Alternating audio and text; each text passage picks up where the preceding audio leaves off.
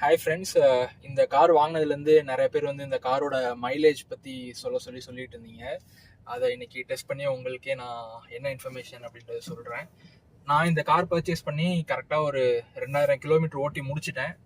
இன்னைக்கு பார்த்தீங்கன்னா நான் கோயம்புத்தூர்லேருந்து திருச்சி தான் ட்ரைவ் பண்ண போகிறேன். ஸோ இப்போ வந்து ஆல்மோஸ்ட் வந்து 89 கிலோமீட்டர் கெப்பாசிட்டி தான் என்கிட்ட பெட்ரோல் இருக்குது.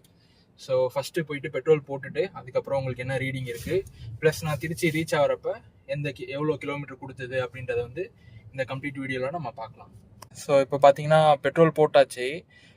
டோட்டலாக 498 கிலோமீட்டர்ஸ் போக முடியும்னு காட்டுது. ஸோ நம்ம இப்போ இங்கேருந்து கோயம்புத்தூர்லேருந்து ஸ்ட்ரெயிட்டாக திருச்சிக்கு கிளம்பி போயிட்டு இருக்கோம்.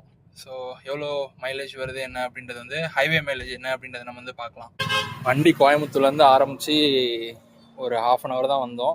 அதுக்குள்ளே ஒரு டீ பிரேக்கு. ஒரு 2.25 மணி நேரம் டிரைவுக்கு அப்புறம் கரெக்டாக டின்னருக்கு வந்து கொங்கு மெஸ்ஸில் ஸ்டாப் பண்ணியிருக்கோம். கரெக்டாக இப்போ பார்த்தீங்கன்னா 2.25 மணி நேரத்தில் 130 கிலோமீட்ரு, மைலேஜ் வந்து 16.7.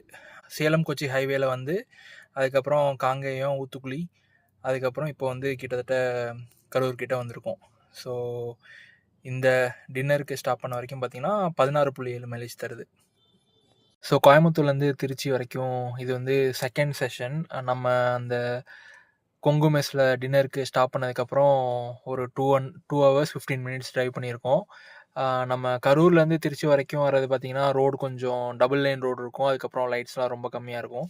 அதனால ஒரு 2 hours 15 minutes ஆகிடுச்சு இந்த 95 கிலோமீட்டர் கவர் பண்ணுறதுக்கு.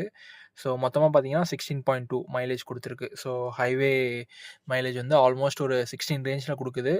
நான் மைலேஜ் பொறுத்த வரைக்கும் உங்களோட டிரைவிங் ஸ்டைல் பொறுத்தது. ஸோ நீங்கள் எப்படி டிரைவ் பண்ணுவீங்க அப்படின்றத பொறுத்தது. என்னோட டிரைவிங் ஸ்டைலுக்கு இந்த பர்டிகுலர் கார் வந்து ஹைவேஸில் 16 கொடுக்குது. இதே மாதிரி இந்த காரில் க்ரூஸ் கண்ட்ரோல் அப்படின்னு ஒரு விஷயம் இருக்குது. அதை பற்றி நீங்கள் தெரிஞ்சுக்கணும் அப்படின்னா கண்டிப்பாக கமெண்ட்டில் சொல்லுங்கள்.